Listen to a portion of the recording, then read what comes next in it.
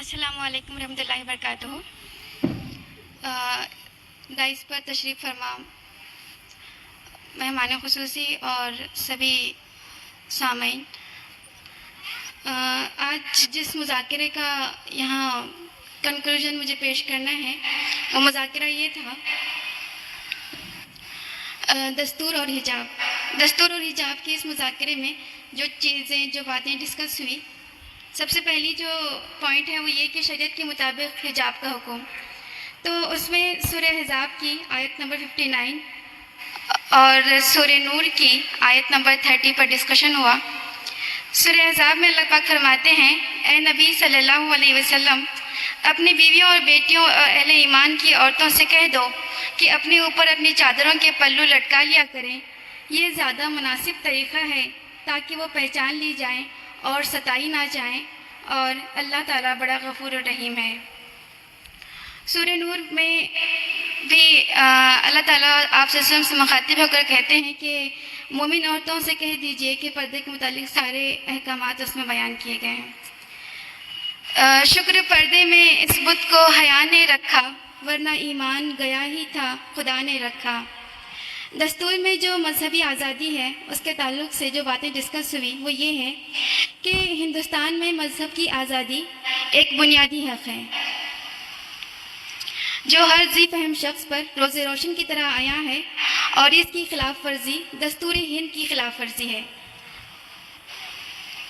लेकिन इसके बरखिलाफ गुज़िश्ता कुछ दिनों से कुछ शिद्दत पसंद जहनी आलूदगी के शिकार लोग हिजाब के खिलाफ नारेबाजी करके हिंदुस्तान जैसे जमहूरी मुल्क से इसे ख़त्म करने की नाकाम कोशिशों में लगे हैं, जबकि मज़हब की आज़ादी हिंदुस्तान के लोगों का बुनियादी हक़ है जिसकी ज़मानत आर्टिकल 25 to 28 में दी गई है।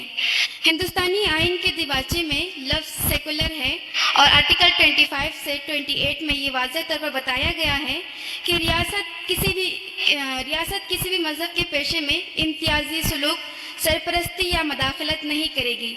आर्टिकल 25 कहता है कि तमाम हिंदुस्तानी अमीर, गरीब, मुस्लिम, हिंदू, सिख, ईसाई, हर कौम व मज़हब के मानने वाले ज़मीर की आज़ादी, अमन आमा, अखलाकियात और सेहत के साथ मशरूत आज़ादी से मज़हब का दावा करने, उस पर अमल करने और उसकी तबलीग करने के बराबर के हक़दार हैं।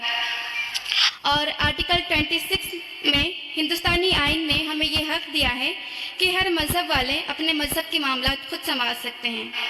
जब हिंदुस्तानी आइन ने हमें ये हक़ दिया है तो किसी भी कौमी, सियासी, मिली तंजीम के लिए ये रवा नहीं है कि वो किसी भी हिंदुस्तानी को अपने बुनियादी हक़ पर अमल करने से रोके।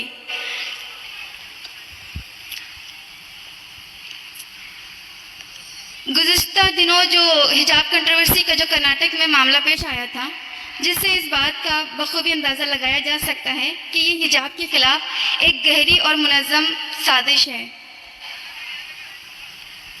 और आईन हिंद की खिलाफ वर्जी भी है, क्योंकि हिंदुस्तान एक सेकुलर डेमोक्रेटिक कंट्री है जिसमें मुख्तलिफ मज़हब व मिलत के मानने वाले लोग अरसे दराज से अपने अपने मज़हब और कल्चर के मुताबिक ज़िंदगी गुजार रहे हैं।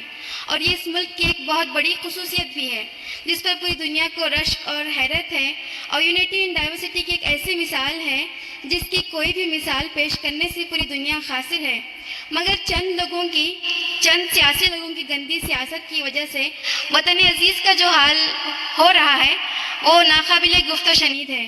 और अब इस मुल्क में नफ़रत की ऐसी हवा चली है जो तालीम गाहों तक पहुँच चुकी है।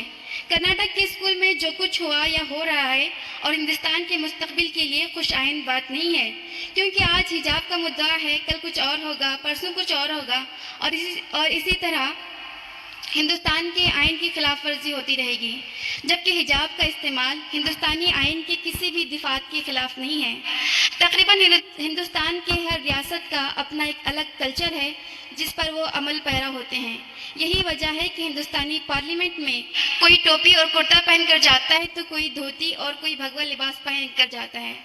गर्ज ये कि सब अपनी अपनी रियासत, मज़हब और कौम की तहजीब के मुताबिक लिबास ज़ेबतन करके आते हैं और इन पर कोई पाबंदी नहीं होती, तो फिर हिंदुस्तान के एक स्कूल में हिजाब के इस्तेमाल से रोक देना हैरत अंगेज़ और काबिल अफसोस बात है। لباس اور حجاب انسانی تہذیب کا ایک بیش قیمت سرمایہ ہے.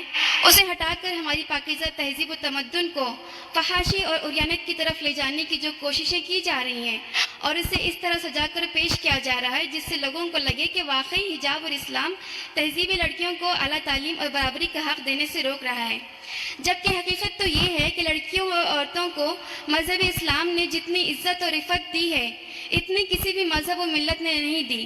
تاریخ کے مطالعے سے یہ بات ثابت ہوتی ہے کہ پہلے لڑکیوں اور عورتوں پر طرح طرح کی ظلم و زیادتی کی جاتی تھی. عورتوں کو زندہ آگ میں جلا دیا جاتا تھا، انہیں منحوس اور سب سے حقیر شے سمجھا جاتا تھا، لیکن اسلام نے ان چیزوں کی ممانعت فرمائی اور ان سب کاربد کو انجام دینے سے روکا. عورتوں کو عرفہ و اعلیٰ مقام عطا کیا اور ان کی عظمت و رفت کو زمین کی پستی سے اوج ثریت تک پہنچا دیا. لیکن اس سب کے باوجود اگر کوئی اعتراض کرے اور مذہب اسلام پر الزام لگائے تو یہ بیجا ہوگا، مگر کچھ شرپسند اسلامی شعور کو مٹانے اور اسے ختم کرنے کے لیے بیجا اور بے بنیاد الزامات کے ذریعے مذہب اسلام کو بدنام کرنے کی کوشش میں لگے ہیں.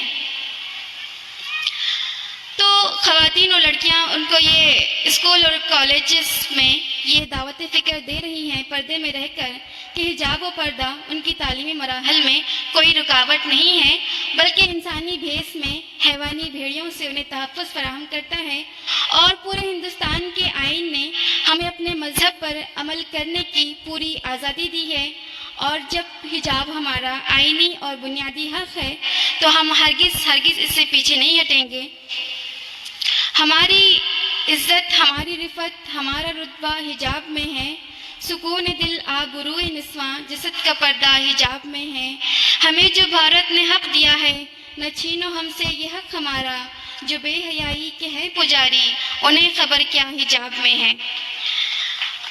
جو لائحہ عمل ہم نے تیار کیا، جو کنکلوژن ہے وہ یہ ہے کہ قرآن کی تعلیمات کو سبھی لوگوں تک پہنچانا، عام کرنا، تاکہ جو ہمارے مسلم خواتین بھی ہیں انہیں بھی اس بات کا پتہ چلے کہ حجاب کرنا کیوں ضروری ہے. اور دوسرا جو پوائنٹ ہے وہ یہ ہے کہ دستور کا علم حاصل کرنا، دستور کی کانسٹیٹیوشنز کو معلوم کرنا، جو ہمارے بنیادی حقوق ہیں انہیں معلوم کرنا اور اپنے تمام لوگوں تک اس چیز کو پہنچانا. اور کوشش یہ رہے گی کہ ہم ایسے افراد کو تربیت دیں اور تربیت دیں کہ وہ تعلیم کے ذریعے جو سیاست تعلیم گاہوں میں آ رہی ہے اس سے روکنے کی کوشش کریں اور صحیح تعلیمات لوگوں تک پہنچائیں. جزاک اللہ، شکریہ.